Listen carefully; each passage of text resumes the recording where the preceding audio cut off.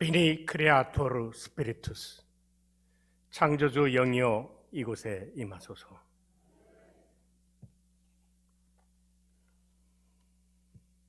예수님께서 십자가에 못 박혀 죽으시고 부활하시지 않으셨다면 예수님이 모진 고난을 당하시고 제자들과 항상 함께 하셨고 또 많은 사람들에게 선포하신 그 하나님의 나라는 다 헛것입니다. 마찬가지로 우리가 일평생 하나님을 섬기고 주님의 말씀대로 살아왔지만 부활하지 않는다면 그냥 썩어 버릴 하나의 육신에 불과합니다. 그래서 흙에서 났으니 흙으로 돌아갈 수밖에 없는 인생이 되고 마는 겁니다.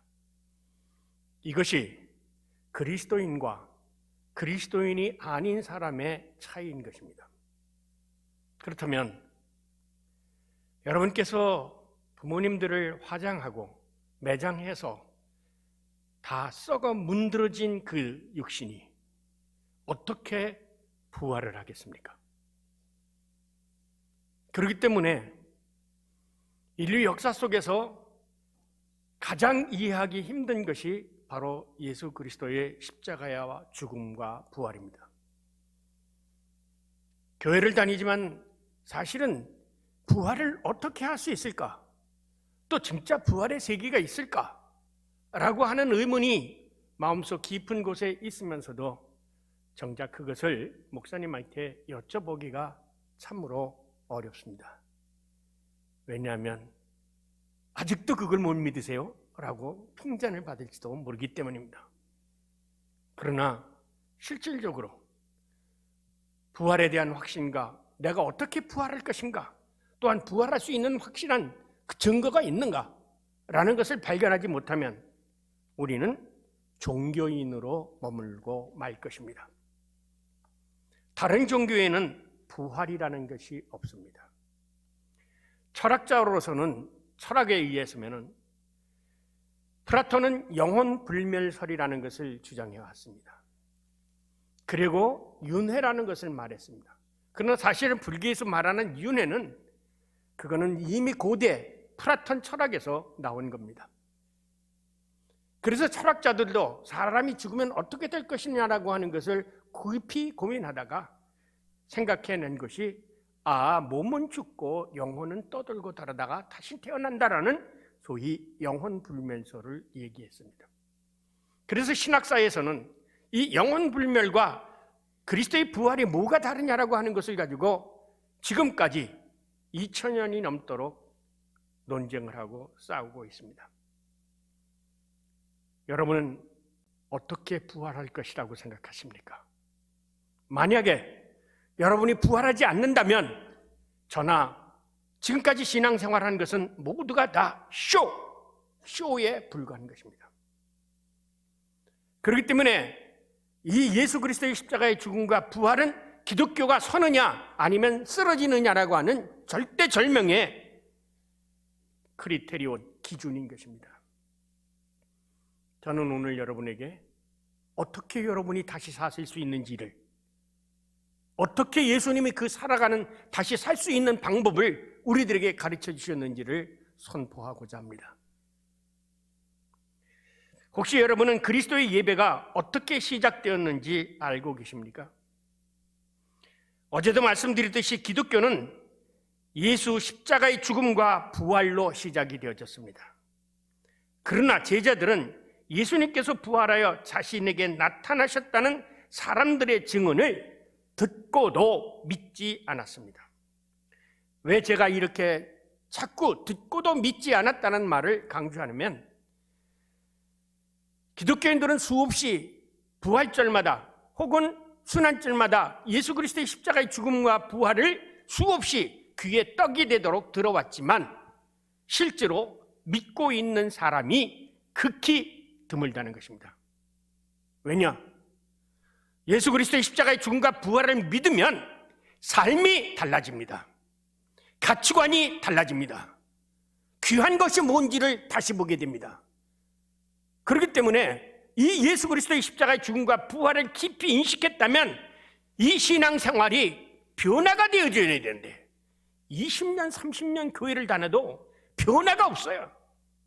그것은 초대교회 제자들이 듣고도 믿지 아니했던 것처럼 수없이 예수 그리스도의 십자가의 죽음과 부활을 들었지만 믿지 않는 사람입니다. 심지어는 여러분이 잘 아시는 대로 엠마오로 가는 제자들이 아시죠? 24장, 누가복음 24장에 나오는 엠마오로 가는 제자들이 가고 있었어요. 그때 부활하신 주님이 옆에 같이 가셨어요. 그런데 알아봤습니까? 몰라봤어요. 그러면서 너희들 무슨 얘기하냐? 그랬더니 당신 몰라? 예수라는 사람이 내 죽었다 살아났대. 그냥 지나가는 동네 사람 얘기처럼 지나가 버린 거예요. 오늘날에도 교회가 신앙인들이 예수 그리스도의 십자가의 죽음과 부활을 얘기하면 그거 알아. 예수 그리스도의 수없이 부활절마다 들었고 또 이 고난주간에 들었던 얘기야 라고 엠마오로 가는 제자들처럼 한 귀로 듣고 한 귀로 흘려버리는 게 되어진다는 것입니다. 그때 예수님이 뭐라고 말씀하시냐면 미련하고 선지자들이 말한 모든 것을 마음에 더디 믿는 자들이요 라고 말합니다. 너희들은 수없이 구약의 얘기를 들었고 또 여인들이 전해내는 부활의 얘기를 들었지만 안 믿는 자들이라, 더디 믿는 자다, 그렇게 말씀하셨습니다. 그리고 계속해서 말씀하시기를 그리스도가 이러한 고난을 받고 자기의 영광에 들어가야 할 것이 아니냐 하고서 그때 예수님이 모세와 모든 선지자의 글을 시작해서 성경에 쓴 바 자기에 관한 것을 자세히 설명해 줬습니다. 그랬더니 이들이 나중에 예수님이 저녁에 대해서 돌아가시기 전날, 그러니까 오늘이죠. 목요일 저녁에 예수님이 제자들과 마지막 만찬을 하시는 것처럼 예수님이 부활하셔서 제자를 엠마오로 가는 제자들과 그 만찬을 나누는 순간 눈이 떠여서 예수님을 알아보게 됐습니다. 그 순간 예수님은 없어져 버렸어요. 그런데 왠지 예수님이 그 하나님의 말씀을 풀어주실 때 자기의 가슴들이 뜨겁고 견딜 수 없었던 것을 스스로 고백하게 되어지는 것입니다. 오늘 이 말씀을 듣는 순간 성령이 여러분 가슴팍에 하나님의 말씀을 기록해서 엠마오로 가는 제자들이 느꼈던 것 같은 그 뜨거운 하나님의 살아계심을 경험하시기를 그리스도 이름으로 축원합니다. 베드로를 비롯하여 제자들이 예수님의 부활을 확신하고 선포하기 시작한 것은 오순절 때뿐입니다. 여러분 보세요. 성경을 뒤에 보면 마태, 마가, 누가복음의 끄트머리에 가보면은 예수님이 부활하셔서 제자들이 나타났다 하는 소리를 여인들이 전했는데 듣고도 믿지 아니하였다고 분명히 성경에 제자들이 예수 그리스도의 부활을 믿지 않은 사건을 기록하고 있습니다. 그런데 어떻게 이들이 베드로가 예수 그리스도의 부활을 선포할 수 있었을까요? 그것은 예수님이 약속하신 대로 성령이 그들에게 임하였기 때문입니다. 요한복음 16장에 의하면 내가 이제 아버지의 터로 갈 텐데 가서 다른 보혜사를 너희들에게 보내줄 것인데 그가 너희들에게 임하면 내가 말한 것을 기억나고 생각나고 그 말씀이 무엇인 뜻인지를 깨달아 알게 해주실 것이라고 약속해 주셨습니다. 제가 조금 전 말씀을 시작하기 전에 베니 크리아토르 스피리투스 이렇게 기도했습니다. 이거는 초대교회의 성도들이 드렸던 기도 내용입니다. 전에도 말씀드렸을지 모르지만 초대교회 기도에 두 가지가 있습니다. 하나는 마라나타, 아멘 예수여 오시옵소서. 이것은 요한계시록 맨 끝에 있는 말씀입니다. 아멘 예수여 오시옵소서. 마라나타. 그리고 하나님의 말씀에 감동된 사람들이 드린 기도는 베니 크리아토르 스피리투스, 창조주 영이여 우리에게 임하소서라는 기도였습니다. 그런데 초대교회의 예배는 말씀의 예배가 아니었습니다. 예수님이 부활하신 다음에 그들에게는 뭐가 없습니다? 성경도 없었을 때요. 성경이 제일 먼저 기록된 것이 AD 49년 바울이 데살로니가 선서를 처음 쓴 거고요. 우리가 가지고 있는 마태, 마가는 70년, 80년, 90년대에 와서 쓴 거예요. 기독교 교회의 예배 시작은 뭐였느냐? 예수님이 오늘 제자들과 목요일 저녁에 마지막 만찬을 나누셨던 이 성만찬을 나누는 것이 초대교회의 예배였습니다. 그러니까 우리가 이렇게 말씀으로 예배를 드리는 것은 기껏해서 500년밖에 되지를 않았습니다. 기독교 교회의, 그리스도 교회의 최초의 예배는 미사, 그러니까 이 미사라는 것이 뭐냐면 오늘 예수님께서 행하신 성만찬을 통해서 드리는 예배를 미사라고 했습니다. 그래서 초대교회에 있어서는 많은 사람들이 뭐라고 그러냐면 저 사람들은 사람의 피를 먹고 사람의 살을 먹는데 저 미련한 것들, 저 야만인들. 그래서 그리스 철학과 로마의 그 그리스 사람들은 이 기독교인들을 야만인 취급을 해버렸습니다. 야만인 취급을 했어요. 그래서 오순절 마가의 다락방에 성령을 받고 나서 이들이 예배를 시작했는데 그 예배는 성만찬 예배였습니다.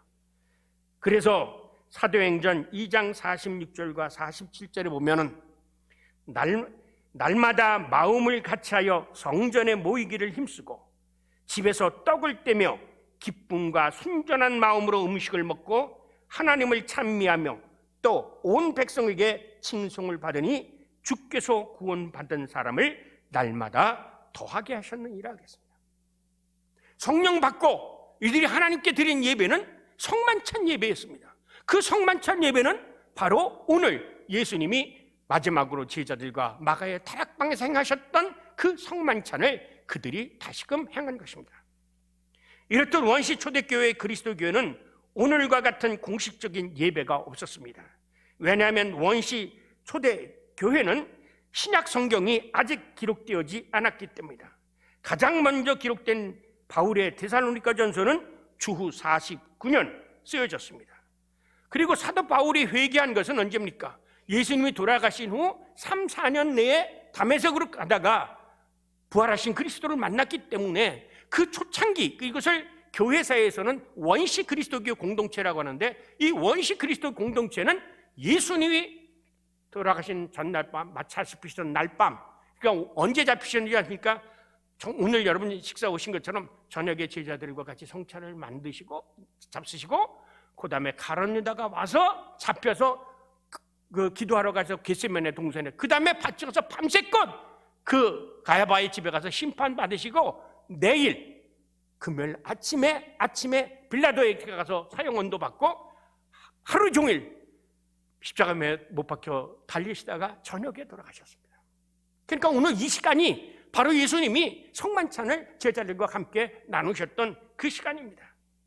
그렇기 때문에 초대교회는 이 공동의 예배는 바로 이 성만찬 예배로 시작이 되었습니다. 혹시 영화를 보셨는지 모르겠지만 벤허나 혹은 뭐 10개나 이런 영화를 보면 기독교인들이 같이 모여서 이 성만찬을 떼고 하면 들켜서 또 박해를 당할까 봐 몰래 어디까지 갔습니까? 지하 무덤까지 가서 이 성만찬을 나누었던 것입니다. 기독교의 역사는 바로 이 성만찬 예배로부터 시작이 되었습니다. 그런데 문제는 이 만찬을 나누는 가운데 문제가 생겼습니다. 그 당시 문제점을 사도 바울은 고린도전서 11장 2절에서 다음과 같이 말합니다. 너희가 먹고 마실 때 집이 없느냐? 너희가 하나님의 교회를 업신여기고 빈궁한 자들을 부끄럽게 하느냐? 내가 너희에게 무슨 말을 더하랴? 너희를 칭찬하랴? 이것으로 칭찬하지 아니하노라. 그리고 사도 바울은 고린도전서 11장 22절과 23절에서 다음과 같이 만찬의 기원과 의미와 참여자의 자세가 뭔지를 우리들에게 가르쳐 주고 있습니다. 같이 읽겠습니다. 내가 너희에게 전한 것은 주께 받은 것이니 곧 주 예수께서 잡히시던 날 밤에 떡을 가지사 축사하시고 떼어 이르시되 이것은 너희를 위하는 내 몸이니 이것을 향하여 나를 기념하라 하시고 19회 또한 그와 같이 잔을 가지시고 이르시되 이 잔은 내 피로 세운 새 언약이니 이것을 행하여 마실 때마다 나를 기념하라 하셨으니 너희가 이 떡을 먹으며 이 잔을 마실 때마다 주의 죽으심을 그가 오실 때까지 전하는 것이니라. 바로 이 제정의 말씀에 따라서 로마 카톨릭 교회에서는 매주일 미사를 드리고 있습니다. 이 미사라는 말이 무슨 뜻이냐면 성만찬으로 드리는 예배라는 뜻입니다. 그러다가 1517년 마틴 루터가 종교개혁한 이후 그때부터 이제 예배 가운데 말씀으로 선포하는 설교가 등장하기 시작했습니다. 이 영향을 받아서 요즘에 와서 캐톨릭에서는 말씀을 선포하는 성만찬 예배를 드리다가 개신교가 말씀을 선포하니까 자신들도 이제는 강론이라는 것을 합니다. 설교라고 얘기하지 않고 신부가 말씀을 풀어주는 것을 강론이라고 합니다. 그래서 오늘날 세계 캐톨릭 교회는 우리들처럼 강론을 하고 있습니다. 근데 캐톨릭 교회에서는 강론과 말씀의 예배를 같이 하고 있는데 이 개신교는 말씀으로만 시작하고 이 1500년 동안 지켜왔던 이 말씀의 예배를 뒷전으로 물려쳐버리고 말았습니다. 이게 왜 이렇게 됐느냐 하면 이제 종교개혁을 할 때 그 유명한 인민주의자, 그 인문주의자 쯔빙글이라는 사람이 있습니다. 이 쯔빙글이는 이 오늘 읽은 말씀을 성만찬을 기념설로 생각을 했습니다. 아남네시스, 이건 상징이야. 이건 뭐 예수님의 피도 아니고 살도 아니고 아무것도 아니야. 그건 그냥 포도주. 그게 포도주지 무슨 예수님의 피냐 사냐. 그래서 이 전통적으로 지켜왔던 이 성만찬을 하루아침에 무너뜨려버리고 말았습니다.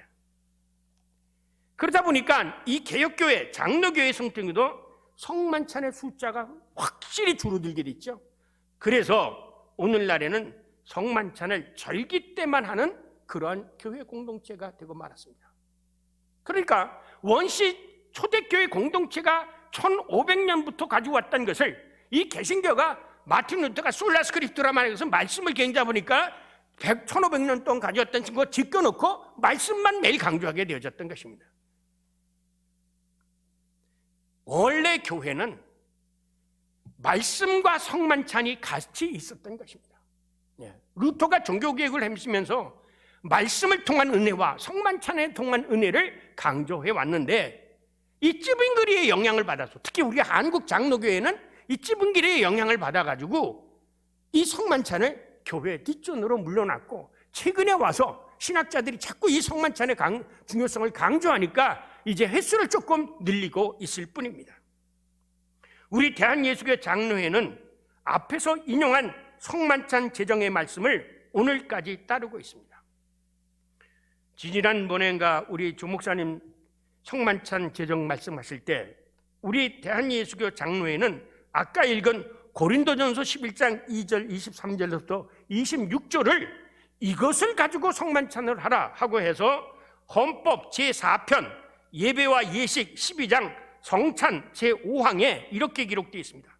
이 성례제는 기본적으로 그리스도교의 마지막 만찬과 사도 바울의 고린도전서 11장 23절에서 29절에 기록한 말씀의 유형을 따라야 할지니라 라고 헌법에 명백히 규정하고 있습니다. 우리 대한예수교 장로에게는 아까 제가 처음에 읽었던 마태복음 26장 29절의 말씀과 우리 조 목사님, 위 목사님이 행하시는 고린도전서 11장 23절과 29절을 가지고 성만찬을 하도록 헌법에 규정하고 있다는 것입니다. 그러므로 오늘 제가 말씀드릴 본문은 대한예수교 장로회 헌법에 따른 것이며 예수님께서 잡히시는 날 밤 제자들과 나오는 유월절 식사 곧 마지막 만찬에 대한 말씀인 것입니다. 왜냐하면 한국교회가 성만찬 제정 말씀을 읽어놓고 제정과 분배는 목사 마음대로 해요. 목사 마음대로 해요. 뭐 말만 고린도전서 읽어놓고요. 그냥 이 제정하는데 제정의 규칙도 안 지키고 지멋대로 축사도 안 하고 그냥 나눠주고. 이것은 1500년 동안 지켜왔던 초대교회의 그 성만찬의 예배를 너무나 우습게 보는 거예요. 그런데 제가 이렇게 더 큰 소리를 못 치는 이유는 이 목사님들의 무지한 책임은 목사님에게 있는 게 아니라 저 같은 신학교 교수에게 있습니다. 왜냐? 안 가르쳤거든요. 우리나라 신학교의 교육이 그렇게 외국과 같은 그런 높은 수준은 아닙니다. 그리고 이러한 것을 깊이 알고 가르칠 만한 선생님들이 사실 없었습니다. 저도 못 배웠거든요. 그래서 외국 독일에 가서 공부를 하다 보니까 그 오랜 정통 속에서 성만찬을 지정을 하고 제가 그때 깨달은 점은 야, 세상에 한국계 무식한 목사들 무지 많구나 라고 생각을 했습니다. 그런데 거기 독일에 선교사로 온 목사가 우리가 이제 한인들이 모여가지고 연합 예배를 보는데 성만찬을 한다고 하는데 성만찬을 읽어놓고 돌리세요. 무슨 애들 뭐 나눠주는 것처럼. 그래서 제가 그랬어요. 목사님, 이거는 성만찬이 아닙니다. 성만찬은 목사가 제정의 말씀을 제대로 하지 않으면 이건 성만찬이 될 수가 없는 거예요. 이걸 모르고. 그러니까 제가 그래서 나는 못 나누겠습니다 그랬어요. 나 이건 성만찬이 아니기 때문에 못 나누겠습니다 그랬더니 아이 뭐 그냥 뭐 교인들이 알아 그냥 보내. 그래서 그 목사님하고 저하고 좀 사이가 좋아지지 않았습니다.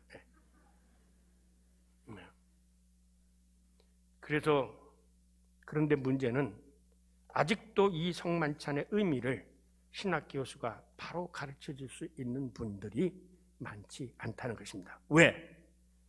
이 성만찬의 중요성을 모르기 때문에 이걸 꼭 가르쳐야 된다고 생각을 안 해요. 저는 이거를 철저하게 배웠습니다. 왜? 잔을 하나 드는 것, 떡을 하나 잡는 것, 축사를 하나 하는 것, 분배를 하는 것부터. 그래서 죄송한 얘기지만 이 홍강교회 장로님들도 이것을 배우셔야 돼요. 분배를 할 때 어떻게 해야 되는지. 그냥 돈 나눠주지 뭐 나눠주고 뭐 물건 나눠주시 아니에요. 성만찬을 나눠줄 때는 내가 이걸 하나 전열 때부터도 말이 있습니다. 이것은 예수 그리스도의 몸입니다. 받고 아멘. 예수 그리스도의 피입니다. 이 말이 전해지지 않았을 때는 이 말과 성만찬의 의미가 당떨어져 있어 아무런 의미가 없는 거예요. 그래서 저는 언젠가 기회가 되면 이 성만찬에 대하여 자세히 설명해야겠다고 다짐을 했습니다. 그래서 제가 사랑하는 우리 조 목사님 교회에 와서 꼭 이것을 가르쳐서 우리 조 목사님 앞으로 목회를 하시는데 무식한 목사 되지 않도록. 왜? 선생한테 배운 게 없습니다 라고 하면 제가 책임을 져야지 하지 않습니까? 그래서 제가 조 목사님께 언제 한번 적어도 우리 한국교회에서 만약에 여러분들이 나누는 이 성만찬을 가지고 외국 목사들이 와서 보면 도대체 이게 무슨 성만찬이야 라고 할 겁니다. 한때 WCC라는 그 모임이 있었습니다. 그때 한국의 모 여자 교수가 가서 한국의 예배를 소개한다고 하면서 무당 소지 올리는 일을 했어요. 그래서 한국교회에 있었던 외국에서 공부하는 한국 유학생들이 얼마나 창피했는지 모릅니다. 그래서 뭐라고 그러냐? 니네 한국교회는 저게 소지 올리는 게 샤머니즘, 한국교회는 샤머니즘이냐? 그랬어요. 무당 신들려서 하는 것처럼 소지 올리고 앉아있으면서. 제가 이름을 말씀드리면 아시겠지만 알고 보니까 엄마가 무당이었더군요. 이렇게 우리가 이 기독교라는 것을 알면서도 이 교회가 배우지 못한 목사, 알지 못한 무지한 목사 밑에 있으면 이게 기독교인 줄 알고 하는 거예요. 귀신을 섬기면서도 그것이 기독교인 것처럼 생각하고 있다는 거죠. 그래서 제가 사적인 자리에서 그 여자를 만났습니다. 당신 때문에 지금 한국교회가 얼마만큼 창피한 줄 아느냐고. 바로 배워야 됩니다. 오늘 시간이 걸리더라도 바로 알고 생명의 떡을 먹고 생명을 얻는 여러분 되시길 바랍니다. 예수님께서 오늘 읽으신 말씀 마태복음 26장 29절에 이르는 말씀에 보면 받아먹으라 이것은 내 몸이다 잔을 돌리면서 이것은 죄의 사함을 얻기 위해 많은 사람을 위해 흘리는 바 분명히 나의 피, 언약의 피라고 말씀하셨습니다.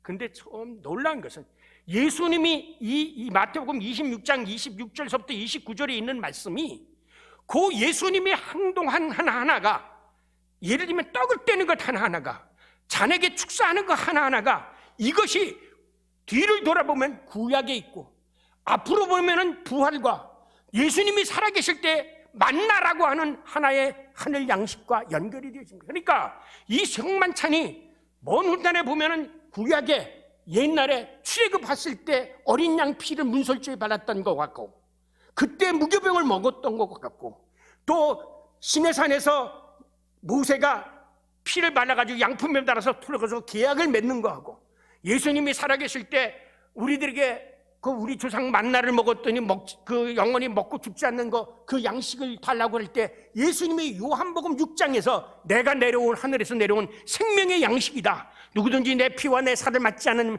영생을 얻지 못하리라, 그러한 생명의 말씀과 고린도전서 15장에 사도 바울이 우리가 그러면 부활할 때 어떤 몸으로 부활합니까? 라고 얘기할 때 썩어질 것이 썩지 아니할 것을 덧입고 죽을 것이 죽지 아니할 것을 덧입고 부활하리라, 영의 몸으로, 신령한 몸으로 부활이라고 선포하신 이 두 개의 말씀이 다 종합된 것이 바로 오늘 마태복음 26장 29절부터 29절에 있는 말씀입니다. 짧은 말씀이지만 여기 속에 이 얘기가 담겨져 있습니다. 따라서 우리는 이 말씀을 생각할 때 세 가지 차원 속에서 이해를 해야 됩니다. 첫째는 구약 성경을 봐야 됩니다. 여러분, 성경을 보고 예수님이 무슨 말씀을 하거나 뭘 할 때요, 그냥 하시지 않았어요. 즉흥적으로 하신 게 아니에요. 다 구약에서 있었던 얘기를, 구약에서 다 예언된 얘기를 예수님이 행하고 하셨어요. 그리고 또한 앞으로 올 미래의 부활의 세계를 가지고 다 얘기를 했어요. 한 가지 예를 들죠. 예수님은 어느 날 제자를 데리고 높은 산에 올라가셨어요. 그때 예수님에게, 이 제자들에게 부활을 얘기하기 전에 무엇부터 보여주신지는 아십니까? 이미 세상을 떠난 모세하고 엘리야를 둘이 나타나게 만듭니다. 그리고 이 엘리야 모세를 제자들로 베드로와 요한은 저 봐라. 그리고서부터 예수님이 부활을 얘기합니다. 부활의 세계가 있다는 걸 믿으라. 그냥 한 게 아니에요. 변화산상에 가서, 근데 그때 변화산상에 갔을 때 예수님의 몸이 어떻게 됐죠? 변화가 되어서, 그게 바로 영의 몸의 영. 이 세상에 속해 있지만 이 세상에 속해 있지 않고, 그래서 저 세상만 있지 않고 그 영의 몸을, 그래서 그 예수님의 몸이 변화되었다고 해서 그 산을 변화산이라고 말한 겁니다. 그러니까 예수님이 한 가지 뭐를 할 때 그냥 말하지 않으신다는 거죠. 부활을 얘기할 때 이미 부활의 세계가 있다는 것을 제자들에게 먼저 보여주셨어요. 죽은 우리들은 먼저 너희들보다 조상 모세와 엘리야를 보여주십니다. 그리고 내가 십자가 못 박혀 죽을 건데 3일 만에 다시 살아나리라, 이렇게 말씀하신 거예요. 그러니까 성경을 그냥 볼 게 아니라, 그래서 루터가 뭐라 그러면 상타 스크립투라 입시우스 인터프레스, 성경은 성경을 통해서 읽어야 된다는 거죠. 그러면 성경은 이 66권이 너무나도 정확하게 서로 연결이 되어 있습니다. 그때 우리는 자신도 모르게 아멘 소리가 절로 나오는 거예요. 제가 오늘 그것을 여러분들에게 설명드리겠습니다. 두 번째, 아까도 말씀드렸지만 성만찬 제정 말씀은 사도 바울이 주님의 몸과 피에 참여하는 거다 그랬어요. 주님의 몸과 피에 참여하는 거다. 내가 이 성만찬을 먹으면 예수님께서 부활하실 그 몸에 내가 참여하게 되어진다는 거예요. 나도 부활한다는 겁니다. 나도 부활한다는 거예요. 예수님은 그렇지 않습니까? 제자들에게 발을 찢으려고 할 때, 근데 어떻게 나는 선생님이 내 발은 안 씻겨도 됩니다, 베드로가 그랬죠. 그때 예수님이 뭐랍니까? 너 이거 안 씻으면 나하고 상관없어. 여러분이 이 성만찬에 참여하지 않으면 예수님의 몸에 참여할 수가 없는 거예요. 부활의 몸에 참여할 수가 없는 거예요. 그만큼 이 성만찬에 기여했기 때문에 1500년 동안 이 문제를 가지고 해결해 왔는데 매일같이 싸움한 게 뭐냐면 이게 떡이냐 살이냐 이것만 가지고 싸워왔던 거예요. 물질적인 것만 가지고 놓고 성경을 깊이 연구를 안 하고요. 왜 그러느냐? 루터가 성경을 번역하지 않았으면은 우리 성경 어디서 봤습니까? 그때 성경 한 권 구하려면 집 한 채 값이 했었어요. 지금이니까 이 성경을 우리가 해가지고 와서 연구를 해서 다 앞뒤로 해서 보시죠. 여러분 파피루스라고 여러분 이 교회에서 무슨 성지 간다고 그러시대요. 예. 저도 따라가겠습니다. 예. 이 파피루스를 가지고 그거를 해서 들고 다닐 때는 요한복음에 예를 들면 이사야서 한 장 그거 한 가마라도 얼마만큼 큰지를 모릅니다. 이걸 다 읽을 수가 없었어요. 예. 우리가 이것을 번역해 보니까 창세기까지 다 이렇게 해서 이 의미를 알지요. 중세 때까지만 하더라도 여러분 이 성경을 몰랐어요. 마태복음 우선 첫째, 이 성만찬이 예수님의 유월절 식사라는 것을 우리가 알아야 됩니다. 자, 마태복음 26장 되도록이면 성경을 가지고 오셨으면 성경을 찾아보시는 게 나아요. 이거 보시는 것보다 직접. 마태복음 26장 17절에서부터 19절에 의하면 예수님께서 분명히 제자들에게 유월절 식사를 준비시킵니다. 읽겠습니다. 유월절의 첫날에 제자들이 예수께 나와서 이르되 유월절 음식 잡수실 것을 우리가 어디서 준비하기를 원하시나이까? 이르시되 성한 아무에게 가서 이르되 선생님 말씀이 내 때가 가까이 왔으니 내 제자들과 함께 유월절을 네 집에서 지키겠다 하시더라 하라 하시니 제자들이 예수께서 시킨 대로 가서 하니까 유월절을 준비했습니다. 자, 보세요. 아까도 말씀드렸지만 죄송합니다. 예수님이 하신 행동, 예수님이 하신 말씀 하나는 그냥 한 것이 아닙니다. 왜 예수님이 제자들에게 유월절 식사를 먹을 때를 준비하라고 했느냐면 구약의 유월절과 연관된 구원의 사건이 있기 때문입니다. 구원의 사건이고, 여러분이 이 유월이라는 말이 무슨 뜻이냐면 여섯째 유월이라는 말이 아니라 이거는 파사트라는 말입니다. 지나간다는 말이에요. 뭐가 지나갔느냐? 넘어갔다라는 뜻이에요. 파사라는 말은 패스라는, 여기서 나온 게 뭐냐면 패스예요. 영어로 패스라고 그러죠. 지나가 버리는 거. 네. 이게 제가 신학을 하면서 히브리어 공부해야죠. 헬라어 공부해야죠. 라틴어 공부해야죠. 독일어 해야죠. 영어 해야죠. 제가 이제 거의 6개국어를 공부를 했는데 외국 사람들은 이 영어나 독일어하고 몇 개국씩 잘해요. 왜냐하면 이 히브리어를 잘 알으면요 헬라어를 할 수 있고, 헬라어로 알으면 영어나 그리스어, 이태리어, 불란서 다 잘해요. 여기 있잖아요. 여기 파사도 뭡니까? 패스. 여기서 나온 거예요. 네. 뭐래냐? 그 유월절 그러면 머릿속에 생각해 보세요. 패스한다. 지나가 버린다 이거예요. 왜 지나가 버렸느냐?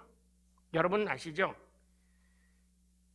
이스라엘 사람들이 이제 출애굽을 할 때 이스라엘 사람들하고 믿지 않는 사람하고 구별을 해야 되겠어요. 그래서 모세가 뭐라고 명령을 했냐면 어린 양을 잡아서 그 양의 피를 니네 집 문 임방과 설주에 바르라 그랬죠. 임방은 어디고 설주는 어딘지 아세요? 건축을 안 하셔서 모르겠지. 임방은 여기를 가는 거, 설주는 위에를 가르치는 거예요. 헷갈리는데 확실히 모르겠습니다. 어쨌든 이 문이 있으면 아세요, 장로님? 임방과 설주를요? 네? 장로님이나 나이 부시는 아니에요. 임방과 설주라고 그랬습니다. 그러니까 문에 이렇게 있잖아요. 이렇게 있으면 위에가 있고 아래 옆에가 있으니까 이 위도 칠하고 옆에도 칠하라 그런 거예요. 그랬더니 하나님이 그 길을 지나가다 그곳에 피가 묻혀 있는 집안은 패스를 하셨고, 그렇지 않은 집안은 그 집안에 있는 첫 새끼를, 첫 아들을 전부 죽여버렸어요. 그래서 그 문설주로 인해서 양피를 바른 것으로 인해서 그들이 뭐래요? 생명을 얻게 되어졌다는 거예요. 그러니까 구약적인 전통 속에서 보면 예수 그리스도의 피, 어린 양의 피. 그런데 참 놀라운 것이죠. 예수님이 어느 날 가실 때 세례 요한이 보고 예수님한테 뭐라고 그랬습니까? 보라, 세상 죄를 지고 가는 하나님의 어린 양이다 그랬어요. 그 어린 양 피로, 찬송가도 있죠? 어린 양 그 피로 우리가 구원을 얻은 거예요. 그렇기 때문에 이 성만찬이 예수님께서 왜 유월절 식사를 했느냐? 그것을 구약에 있는 그 역사를 다시금 우리들에게 재현시켜 주시기 위해서 성만찬을 행하시면서 바로 그날을 유월절에 그 식사를 하게 된 것입니다. 창세기 12장 21절과 23절 한번 같이 읽겠습니다. 모세가 이스라엘 모든 장로를 불러서 그들에게 이르되 너희는 나가서 너의 가족대로 어린 양을 택하여 유월절 양으로 잡고 우슬초 묶음을 가져다가 그리스대마 피에 섞어서 그 피를 문 인방과 좌우 설주에 뿌리고 아침까지 한 사람도 자기 집 밖에 나가지 말라. 여호와께서 애굽 사람들에게 재앙을 내리시려고 지나가실 때에 물 인방과 좌우 문설주의 피를 보시면 여호와께서 그 문을 넘으시고 멸하는 자에게 너희 집에 들어가서 너희를 치지 못하게 하실 것이라. 하나님께서 천사를 보내가지고 인방은 문 위를 가지고 인방이라고 해요. 설주는 주가 둘이죠. 그래서 옆에 있는 거예요. 그러니까 이렇게 바르고 옆에 발랐어요. 하나님이 천사를 쳐서 그것을 보내가지고 문 인방과 설주에 어린 양 피가 있으면 그것을 지나가게 말했습니다. 소돔과 고모라 아시죠, 여러분? 그때도 천사들이 갔지 않습니까? 여러분 천사 믿으세요? 한 말 대답 안 하시니까 천사도 안 믿으시네. 구약을 읽어보세요. 예수님이 태어나실 때 천사가 나타나서 얘기하지 않았습니까? 이 중세까지만 하더라도 이 천사에 대한 얘기가 교회 안에서 굉장히 중요해요. 제가 쓴 논문에 천사가 있습니다. 성경에 그랬습니다. 너희가 부지 중에 누구를 영접한다고요? 천사를 영접한다고 그랬었어요. 그런데 천사가 꼭 빨개 벗고 어린아이 같이 날개 달린 게 천사가 아니에요. 천사는요, 내가 모르는 사이에 나에게 오는 사람의 모습을 할지 어린아이의 모습을 할지 어떻게 할지는 몰라요. 여러분이 잘 아는 톨스토이의 사람 무엇으로 사는가라는 그 소설을 읽어보세요. 저는 여러 번 천사를 만납니다. 정말 토종비결 보는 사람은 그걸 귀인을 만났다고 그래요. 그러나 그건 귀인을 만난 게 아니라 우리들 가운데 천사가 있어요. 여기 천사를 보내서 그 임방에 그런 사람은 그냥 지나가게 만든 거예요. 여러분이 히브리서에 보세요. 우리가 하나님의 나라에 가면은요, 무슨 역할을 하는 줄 아십니까? 천사 역할을 해요. 여러분이 천사가 돼서 히브리서, 이건 딴 얘기지만 히브리서에 보면 우리가 죽어 천사처럼 구원받을 자들을 섬긴다고 얘기했어요. 부활을 해야 천사도 되지. 부활 안 하면 천사도 못 될 거 아닙니까? 그러면 부활하려면 어떻게 해야 돼? 성만찬에 참여해야 돼요. 성만찬에 참여해야 돼요. 이것이 바로 부활절에 성만찬이 가지고 있는 유월절 전승입니다. 그러니까 이 예수님이 하신 이 성만찬의 그 얘기 속에 구약의 유월절 그 메시지, 구원의 메시지가 예수 그리스도 이 성만찬 안에 담겨져 있는 거예요. 왜? 예수님이 바로 그 유월절 식사를 누구 피로 했습니까? 예수 그리스도의 자신의 피로 한 거예요. 다른 양을 잡아서 한 거예요. 그 얘기를 또 자세하게 설명하고 있습니다. 그거는 어디서? 히브리서에서 설명했어요. 히브리서 읽어보세요. 히브리서는 뭐냐면 그는 양을 죽을 동물 양으로 하지 않고 자기 피로 구원할 자들에게 자기 피를 나누어줘서 그 자기 피로 우리를 구원했다고 하는 게 히브리서 사상에 나타난 것입니다. 오늘 집에 가서 다시 한번 보면 히브리서에 보면 제가 이 성경을 보면요, 히브리서에 나온 거 이거 전체 성경이 너무나 이렇게 엮여져 있고 해가지고 읽을 때마다 여기 찾고 저기 찾고 보면 야, 하나님이 지금 살아계시구나 라는 것을 절실히 느끼게 되어집니다. 이런 의미에서 성만찬이 얼마나 귀한 것입니까? 그런데 이 귀한 성만찬을 대부분의 그리스도인들이 의미도 모르면서 받아먹고 마시지 않습니까? 그러나 이러한 유월절 식사가 너무 중요해서 모세는 뭐라고 얘기했는지 아십니까? 너희는 이 일을 규례로 삼아 너희가 너희 자손에게 영영히 가르치라. 영원히 가르치라. 너만 알고 네 자식들에게. 귀한 거는 자식들에게 주는 거예요. 그렇지 않습니까? 그래서 복을 받아도 자속 3대 이상이 받아야 복 받는 것이죠. 당대로 받는 것은 복을 안 받는 거예요. 그거네요. 그래서 십계명에도 뭐래요? 하나님의 말씀을 주야로 묵상하고 네가 나를 섬기면 자손 몇 대? 자손 천대로 복을 받는 거예요. 그 자손이 잘 돼야 내가 영광을 받는 거예요. 그래서 성경에 뭐라고요? 자식은 부모의 면류관이에요. 내 면류관은 누구야? 자식이에요. 그래서 자식이 잘못되면 전 네 집 자식이야 욕하는 거고, 잘 되면 그 자식이 애비가 누구야? 이렇게 칭찬하게 되는 거예요. 이런 것이 보면 성경은 이가 한순간 한순간이 모두가 다 그렇게 연결이 되어져 있습니다. 또 하나의 성만찬의 규정은 바로 계약정성입니다. 이 계약정성이라는 것은 뭐냐면 마태복음 26장 27절에 보면 이렇게 기록되어 있습니다. 또 잔을 가지사 감사기도 하고 그들에게 주시며 이르시되 너희가 다 이것을 마시라. 이것부터가 중요합니다. 이것은 죄 사함을 얻게 하려고 많은 사람을 위하여 흘리는 바 나의 피, 곧 뭐야? 언약의 피라는 거야. 카이네 디아테케, 새 언약의 피라는 거야. 하이마 디아테케, 하이마 디아테케. 하이마라는 것은 헬라어로 피라는 뜻이야. 하이마 디아테케, 언약의 피라는 거예요. 그럼 이 언약의 피가 뭐냐? 누가복음은 더 자세하게 이 잔은 내 피로 세운 새 언약의 피다. 너희를 위하여 붓는 것이라고 하였습니다. 그런데 아까 그 출애굽할 때 6월절에 식사를 하고 이제 이 사람들이 출애굽을 하죠. 그런 다음에 어디로 갑니까? 시내산으로 가죠. 그래서 모세아게가 시내산을 가서 하나님의 십경을 받았대. 이 십계명이 뭐냐면 계약문서예요. 이 계약문서를 다 읽고 이제 이 계약문서에 따라서 너와 나와 계약을 맺자.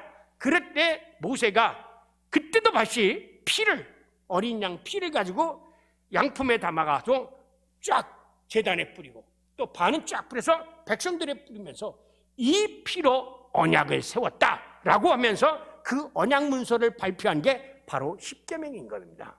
자, 출애굽기 24장 8절 보시면 모세가 피를 가지고 반은 여러 양품에 담고 반은 어디에 뿌립니까? 제단에 뿌리고 모세가 그 피를 가지고 백성에게 뿌렸죠. 그래서 이 피로 세운 언약이라는 거예요. 이미 피로 세운 언약을 이미 출애굽 때 모세를 통해서 이스라엘 백성과 맺은 거죠.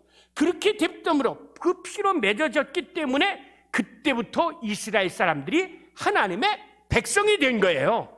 그러니까 우리가 성만찬에 참여함으로 인해서 이것을 먹고 마심으로 말미암아 그때부터 내가 하나님의 백성이, 그리스도의 백성이, 하나님 나라의 백성이 되는 것입니다. 이게 얼마나 성만찬에 귀한 건데, 그런데 예수님은 그 어린 양 잡는 날 당신의 피로 인류와 계약을 맺지요. 그래서 아까 이 내 피로 세운 새 언약의 잔이다 그렇게 얘기합니다. 그러니까 여러분이 그 피를 받을 때 어떻게 생각하십니까? 예수님과 나하고 이제 계약 맺는 거야. 나는 예수님의 자녀로 살아야 돼.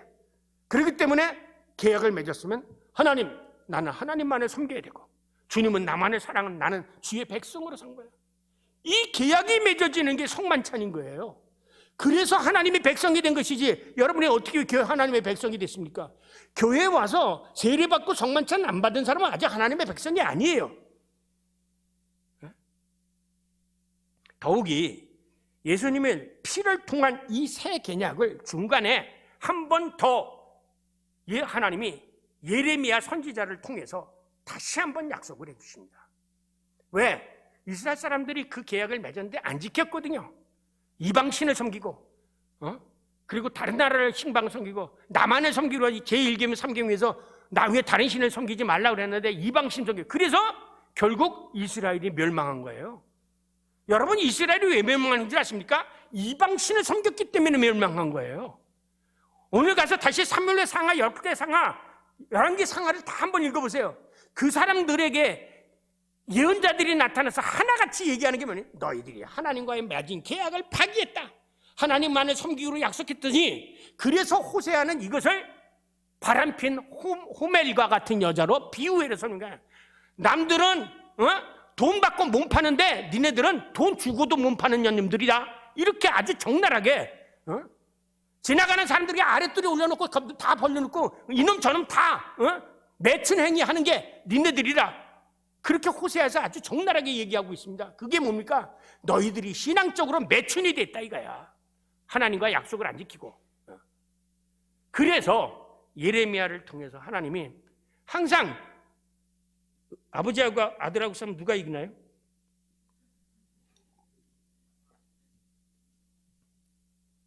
아들이 이기고 아버지가 지지요. 왜? 사랑이 많은 사람은 지게 돼 있는 거예요. 그래서 여러분은 악인하고 싸우지 마세요. 악인을 여러분이 못 이깁니다. 왜 못 이긴 줄 아세요? 악인을 이기려면 여러분이 악인보다 더 악한 자가 돼야 돼요. 근데 그리스도인들에게는 여기 조금 뭔가 양심이라는 게 남았기 때문에 싸움할 때도 이렇게 쳐요. 근데 저놈 죽으라고 치잖아요. 그게 여러분이 이길 수가 없는 거예요. 그래서 성경에 뭐라고 얘기하냐면 악인의 심판을 하나님께 맡기라. 악인의 심판을 하나님께 맡기라. 네가 못 이겨. 하나님께 맡기라 그런 거예요. 이 성경 말씀 하나하나 생각해보면 우리들의 삶 속에 일어나는 모든 사건들이 참으로 너무나도 꼭꼭 맞고 쪽집게같이 가르쳐 주시는 것이 이 성경 말씀이구나라는 것을 알게 됩니다. 그래서 예레미야 31장 31절에 다시 말합니다. 같이 읽겠습니다. 여호와의 말씀이니라. 보라, 날이 이르르니 내가 이스라엘 집과 유대 집에 새 언약을 맺으리라. 이 언약은 내가 그들의 조상의 손을 잡고 애굽 땅에서 인도하던 내던 날에 맺은 것과 같지 아니할 것은 내가 그들의 남편이 되었어도 그들이 내 언약을 깨뜨렸음이니라. 여호와의 말씀이니라. 그러나 그날 후에 내가 이스라엘 집과 맺을 언약은 이것이니 곧 내가 그들의 마법을 그들의 마음속에 두며 그들의 마음에 기록하여 나는 그들의 하나님이 되고 그들은 내 백성이 될 것이니라. 여호와의 말씀입니다.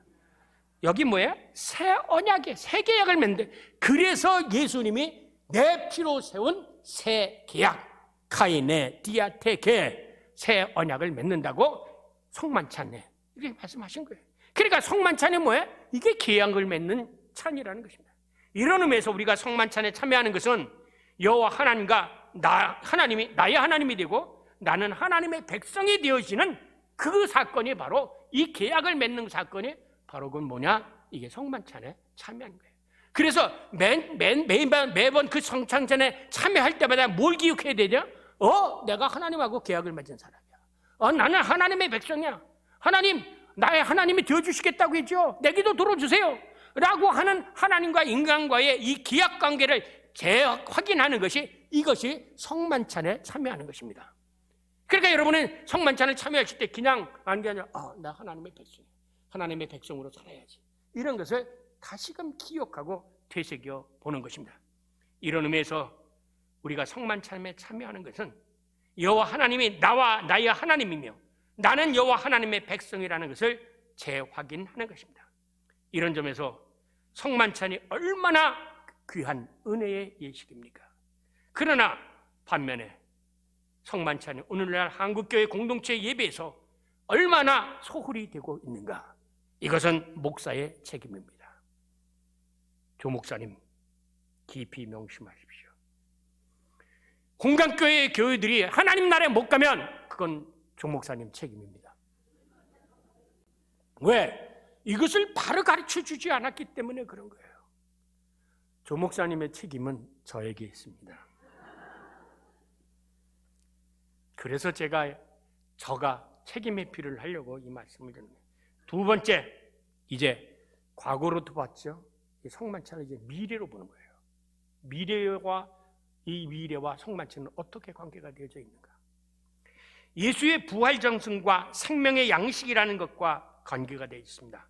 사도 바울은 성만찬에 참여하는 것을 그리스도의 몸과 피에 참여하는 것으로 증언하고 있습니다. 고린도서 10장 16절에서 우리가 축복하는 바, 축복의 잔은 그리스도의 피에 참여하는 것이 아니며 우리가 떼는 떡은 그리스도의 몸에 참여하는 것이 아니냐.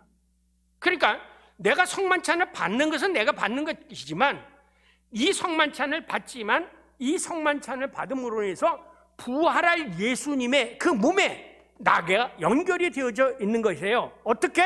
영적으로 연결이 되어지는 것이죠. 그러니까 이 성만찬을 받지 않는 사람은 부활의 몸이 없는 거죠. 부활할 몸이 없는 거예요. 썩어져 문드러진 거예요. 아니 귀신도 어디 거할 데가 없으면은 돌아다니면 이게 뭔가 귀신이 있을 곳이 없는 귀신은 뭐예요? 그걸 뜬귀라고 합니다. 배회하는 둥. 그래서 여러분이 성경에 보셨잖아요. 귀신 내쫓고 나니까 귀신들이 와서 뭐래요? 우리 어디로 들어가면 좋겠습니까? 저 돼지에도 좀 들어가게 해주십시오. 그래 허락하니까 돼지에 가서 전부 죽어버렸잖아요.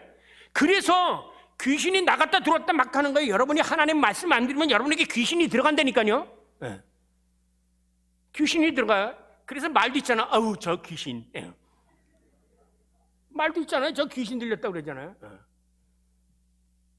왜 귀신이라는 게 꼭 그런 게 아니라 내가 그 악한 영에 사로잡히면 내가 귀신 역할을 하는 거예요. 네. 그거를 정확하게 알아야 됩니다. 그래서 그거를 통해 내가 예수 그리스도의 몸과 피에 참여하는 것입니다. 그래서 요한복음 36장 35절, 39절, 40절, 44절, 52절에서는 이 예수 그리스도를 통해서 뭐가 우리들에게 주어지는가를 예수님이 이것은 직접 설명한 거예요. 요한복음 띄워주시기 바랍니다. 6장 35절 같이 읽겠습니다. 예수께서 이르시되 나는 생명의 떡이니 내게 오는 자는 결코 줄이지 아니할도요 나를 믿는 자는 영원히 목마르지 아니하리라. 나를 보내신 이의 뜻은 내게 주신 자 중에 내가 하나도 잃어버리지 아니하고 마지막 날에 내가 살리리라. 내가 마지막 날에 그를 살리라. 그러니까 여러분이 지금 이 성만찬을 먹고 마시면 언제? 마지막 날에 여러분을 살린다 이게. 그래서 우리가 예수 그리스도의 몸에 참여하는 것이래요. 그 다음 40절에 내 아버지의 뜻은 아들을 보고 믿는 자마다 영생을 얻는 이것이니 마지막 날에 내가 다시 그를 살리리라. 나를 보내신 아버지께서 이끌지 아니하시면 아무도 내가 올 수 없으니 오는 그를 내가 마지막 날에 다시 살리리라. 여기서 몇 번씩? 3번씩 말하는 마지막 날에 그를 살리라. 마지막 날에 살리라. 그래서 여러분 장로님들 돈이 들더라도 우리 위임 목사님께 성만찬 제정할 수 있는 세트를 사드리시기 바랍니다. 그게 뭐냐? 여러분이 인생을 마지막할 때 혹은 임종이 가까웠을 때, 그래서 이 캐톨릭에서는 신부가 될 때 가장 큰 선물을 뭐냐면 이 성만찬 제정 세트를 사드리는 것이 이게 큰 선물입니다. 왜? 언제든지 거기 안에는 떡과 포도주가 있고 그래서 가서 잔을 나눌 수 있도록 이렇게 세트, 컴퓨터 가방처럼 된 세트가 있습니다. 가서 마지막 이것이 엑스트림 엉션이라는 거예요. 마지막 종신예를 거기 하는 거예요. 하나님 나라에 가기 전에 하나님의 마지막 날에 다시 살 수 있도록 그에게 성만찬을 베풀어 주시는 겁니다. 이게 그냥 일어난 게 아니에요. 네. 그런데 우리 개신교회는 이런 것을 모르니까 그냥 뭐 주일날 하는 성찬도 제대로 안 하는데 뭐 그거 하나 안 하지. hon광교회 성도 여러분,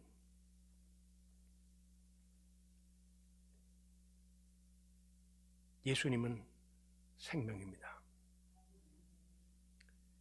우리에게 그 마지막 날에 다시 살리기 위해서 예수님이 당신의 몸과 피를 우리들에게 주신 거예요.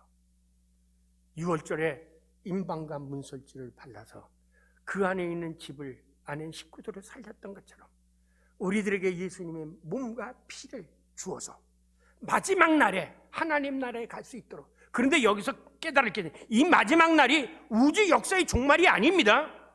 이걸 아셔야 돼요. 마지막 날은 각자가 다 달라요. 여러분의 마지막 날과 제 마지막 날이 다 다른 거예요. 내가 하나님 나라에 가는 그게 마지막 날에 그때 나를 다시 살리기 위해서 예수님께서 당신께서 이것을 우리들에게 나누어 주신 것입니다. 이 얼마나 영생의 은혜가 성만찬에 담겨져 있습니까? 지금까지 성만찬에 담겨진 이런 의미를 알고 성만찬에 참여했습니까? 안 그랬죠? 몰랐어요. 안 가르쳐 줬으니까. 또 그거를 김재진 교수가 안 가르쳐 줬으니까 조광민 목사가 모를 것이고. 그러나 이제 저는 오늘 이 선포하면서 제가 할 과제를 다 했으니까 그 다음 책임은 우리 조광민 목사에게 넘어가고 그 다음 책임은 이제 여러분에게 넘어가는 겁니다. 네. 자, 이 성만찬의 은혜는 여기서 끝나지 않습니다. 주님이 방금 인용한 그를 내가 마지막 날에 살리리라, 이 말씀을 중요시 들어야 돼요. 죽은 자의 부활과 이것이 연결이 되어집니다. 죽은 자의 부활과 연결이 되는데, 여러분이 잘 아는 대로 고린도전서 15장은 부활장이에요. 그런데 고린도전서 15장 사도 바울이 부활을 얘기하면서 무엇을 얘기하고 있느냐면 몸이 다시 살 것을 얘기하고 썩을 몸이 다시 살 것을 얘기하고 신령한 몸으로 다시 살 것을 얘기하고 있습니다. 자, 같이 읽겠습니다. 고린도전서 15장 42절부터 46절, 죽은 자의 부활을 이렇게 증언하고 있습니다. 같이 읽겠습니다. 죽은 자의 부활도 그와 같으니 썩을 것으로 심고 썩지 아니할 것으로 다시 살아나며, 욕된 것으로 심고 영광스러운 것으로 다시 살아나며, 약한 것으로 심고 강한 것으로 다시 살아나며, 육의 몸으로 심고 신령한 몸으로 다시 살아나나니 육의 몸이 있은즉 영의 몸도 있느니라. 기록된 바 첫사람 아담은 생명이 되었다 함과 같이 마지막 아담은 살려주는 영이 되었나니, 그러나 먼저는 신령한 사람이 아니요 육의 사람이요 그 다음에는 신령한 사람이니라. 여기서 예수님을 에스카톤 안트로포스 아담이라고 말합니다. 에스카톤, 이 말은 마지막이라는 뜻이에요. 안트로포스란 인간이에요. 아담이라는 말은 온 인류라는 뜻이에요. 예수님이 이 마지막 첫 번째 아담은 타락을 했지 않습니까? 이 마지막 아담은 타락한 아담이 아니라 우리를 살려주는 아담이라고 그랬어요. 그래서 그 왜 살려주는 아담이냐? 예수 그리스도의 몸을 먹고 예수 피를 마심으로 우리가 살아나기 때문에 예수 그리스도를 에스카톤 안트로포스 아담이라고 해요. 그리고 우리를 살려주는 아담이라고 표현하고 있는 것입니다. 여러분, 이 말씀에서 육의 몸과 영의 몸이 신령한 몸에 주목하시기를 바랍니다. 성만찬에 참여하지 않으면 우리는 최초 인간 아담의 몸으로 흙에서 났으니 흙으로 돌아갈 것입니다.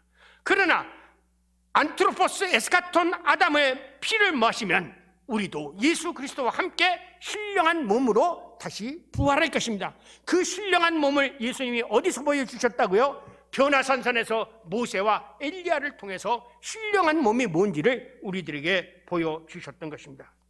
그래서 사도 바울은 이것을 뭐라고 얘기하냐면 비밀이다, 무스테리온이다, 신비다, 그렇게 말을 했습니다. 잠자는 것이요 아니요 마지막 날에 순식간에 변하려니 나팔 소리가 나매 죽은 자들이 썩지 아니할 것으로 다시 살아나고 우리도 변화되리라. 우리도 변화되리라. 자, 보세요. 변화산상에서 예수님이 변화되신 모습을 보이지요? 그 변화된 모습을 우리가 보게 되면 우리도 마지막 날에 예수님처럼 변하리다, 이거예요. 그렇습니다. 우리가 이 주님의 몸과 피에 참여한다면 마지막 날에 각 사람에 따라서 다르겠지만 마지막 날에 이 썩을 몸이 썩지 않을 것으로 변화할 것입니다. 그래서 예수님은 생명의 양식에 대한 말씀을 마치고 결론적으로 뭐를 말하면 살리는 것은 영이다, 육은 무익하니 너희에게 이른 말은 영이요 생명이라, 이렇게 말씀하셨던 것입니다. 이 얼마나 신비로운 은혜의 말씀입니까? 이 얼마나 놀라운 주님의 은혜입니까?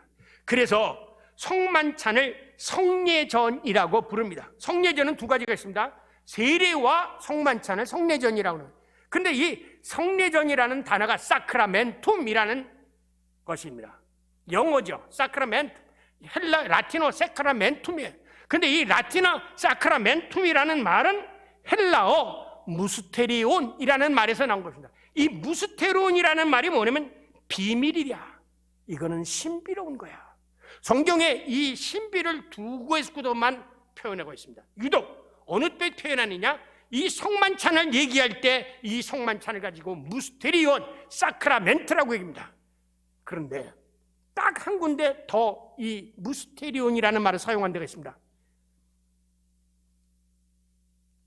남자가 아비집을 떠나 여자와 한 몸이 될지니 이것이 신비니라 그랬어요. 부부가 하나예요, 둘이에요? 하나예요, 둘이에요? 이게 자신 없는 부분이면 수상한 사람들이 얘기해요. 부부가 하나입니까, 둘입니까? 하나라고 하시는 분은 부부 금실이 좋으신 분이고요. 둘이라고 얘기하시는 분은 금실이 아닙니다. 신비라는 것은 둘이면서 하나, 하나이면서 둘이에요. 이게 예수님의 몸인 것 같지만 떡이야? 살이요. 그래서 이걸 가지고 이 신비를 못 찾았다는 거야. 그래서 중세는 이거 가지고 싸웠던 거예요. 그런데 오늘 성경 속에서 이것이 신비다, 이것이 무스테리온이다, 이렇게 말씀을 하셨습니다. 성만찬은 무스테리온이야.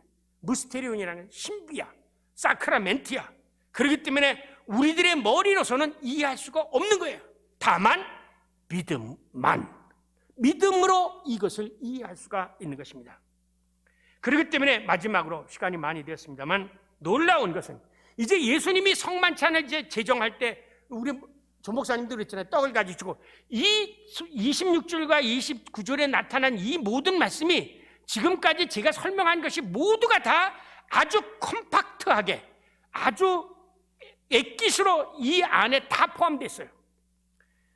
예수님께서 떡을 가지사 떼어라는 것은 옛날에 계약을 뭐라고 얘기하냐면 히브리 말로 카타베리스라고 말합니다.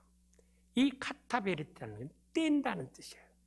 그 뗀다는 것은 뭐냐면 제가 가르쳐 드리죠. 창세기 15장 10절에 의하면 하나님께서 아브라함과 계약을 맺으셨습니다. 그때에 뭐라고 얘기했으면 너는 모든 짐승을 가지고 왔다가 아브라함에게 그 모든 것을 가져다가 그 중간을 쪼개라 그랬어요.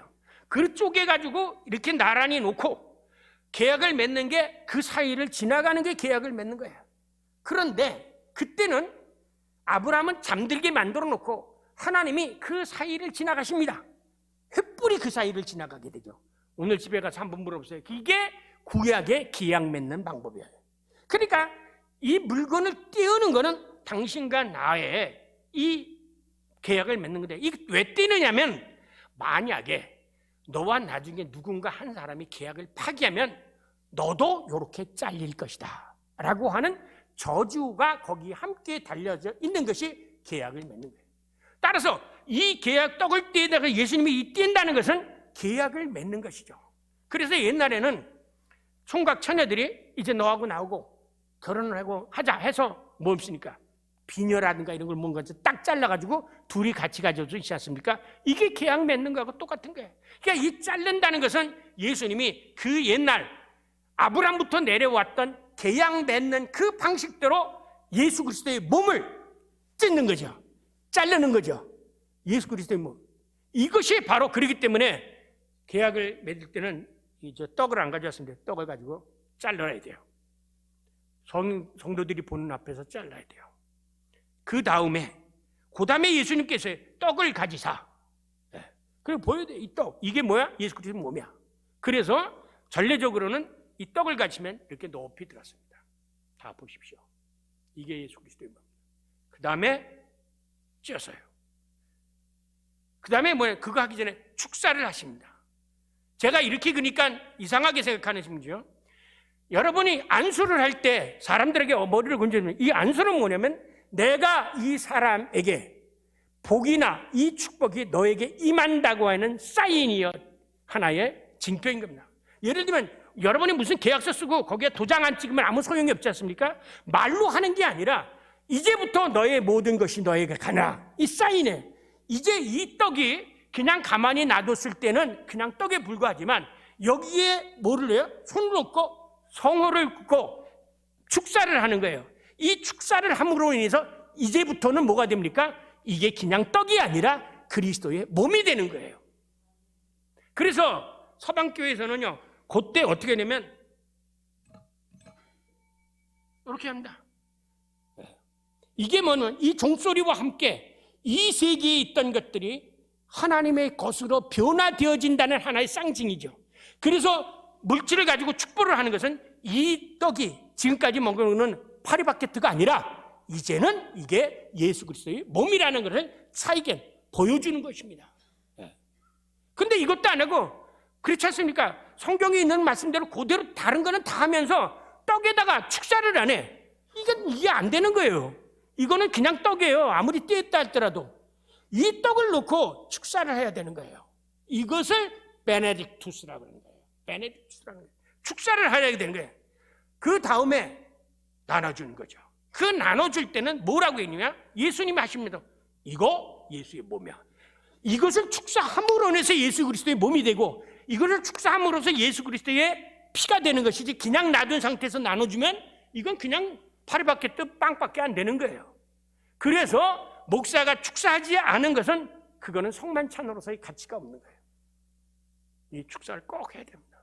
그리고 나눠줄 때 그때부터는 이거는 빵이 아니라 이것은 예수 그리스도의 살입니다. 그때 아멘 하고 받아야 되는 거예요. 그냥 받는 게 아니라 내가 그것은 믿고 받아야. 그래서 그 다음에 뭐니까 함부로 받지 말라고 그랬지 않습니까? 함부로 받지 말라고 그랬어요. 자기를 살펴보고 받으라고 했던 겁니다. 이렇듯 이 성만찬이라는 게 그냥 우습게 아니라 형식적인 게 아니라 여기 속에 담겨져 있는 그 의미가 있다는 거예요. 그런데 이제 마지막으로 시간이 다 됐기 때문에 성만찬을 할 때 예수님께서 뭐라고 얘기하냐면 많은 사람들을 위해 주는 휘페로폴론, 페리폴론, 이 전치사 휘페르, 페리라는 말을 씁니다. 이 휘페르, 페리라는 말은 너를 위해서, 너를 위해서, 너를 위해서. 그렇기 때문에 휘페로페 이것은 당신을 위한 예수 그리스도의 몸입니다. 나눠줄 때도 나눠주는 사람이. 그래서 장로님들 잘 외우고 그랬어야 돼요. 성찬을 가서 날 때 당신의 죄를 당신을 위해서 주는 예수 그리스도의 몸입니다. 그래서 앞에 당신을 위해서 주는 예수 그리스도의 몸입니다. 그럴 때 나를 위해서 주는 것이라고 한다니까 받는 사람은 어떻게 해야 되겠죠? 아멘 하고 받아야 되겠죠. 그래서 아멘 하지 않으면 안 줘요. 주지 마세요. 그건요. 네. 그것을 받아봐야 아무 소용이 없어요. 그래서 예수님이 여기 쓰인 것도 그대로 나온 거예요. 예수님이 하나님의 양식을 얘기했어요. 너를 위해 주는 세상의 생명을 위한 나의 살이다. 그렇게 말했어요. 누가복음 29장 주는 세상의 생명을 위해 주는 내 피다. 세상의 생명, 너를 위해 주는 내 생명을 너에게 주는 거야.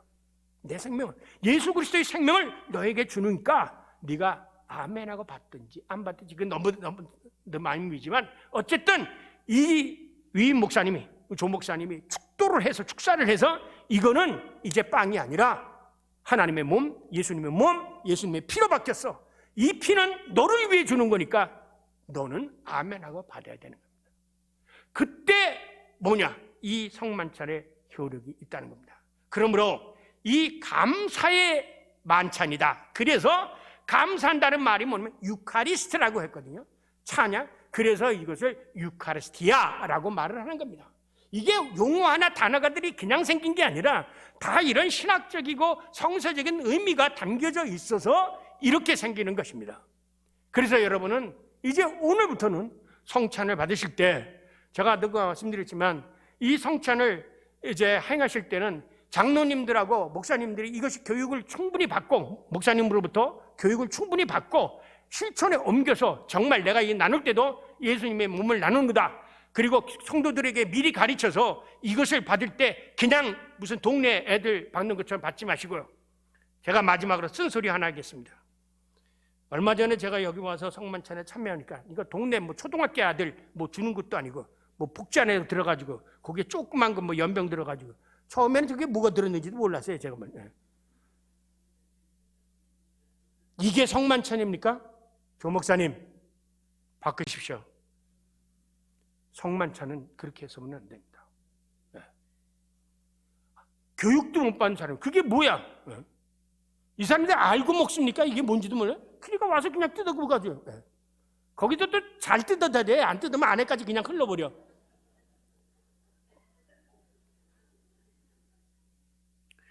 우리가 하나님을 섬긴다고 하면서 말로는 잘해.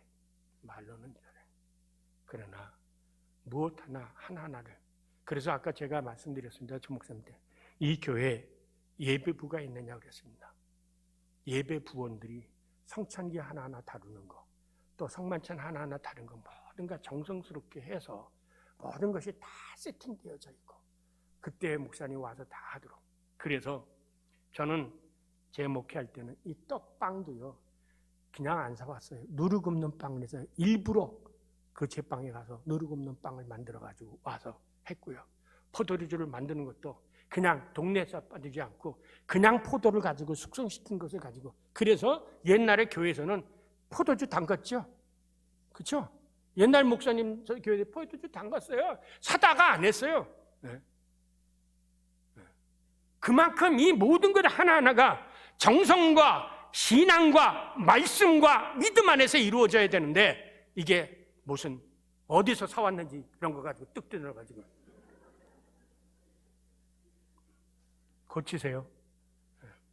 고치세요. 이거는 성만찬을 몰라서 하는 겁니다. 우리가 깊이 알아야 돼요. 이 성만찬을 받고 여러분이 부활하셔서 우리 다 같이 하늘나라에 가서 만납시다. 기도하겠습니다.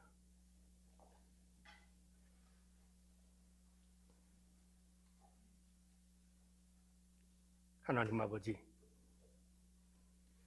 말로는 목모려 피 흘려 라고 수없이 세치 혀끝으로 얘기하면서 실질적으로 하나님의 몸과 피를 달릴 때는 소홀히 되어왔던 저희들을 용서해 주시옵소서. 이제부터라도 하나님 아버지 마음을 여미고 하나님의 뜻에 그 영원한 생명의 양식을 가슴 깊이 새기며 받아 먹고 마실 수 있게 하시고 마지막 날에 모두가 다 변화되어 친숙하게 보던 홍강교회 교우들을 모두가 다 하나님 나라에서 다시 볼 수 있게 주옵소서. 예수님의 이름으로 간절히 기도드립니다. 아멘.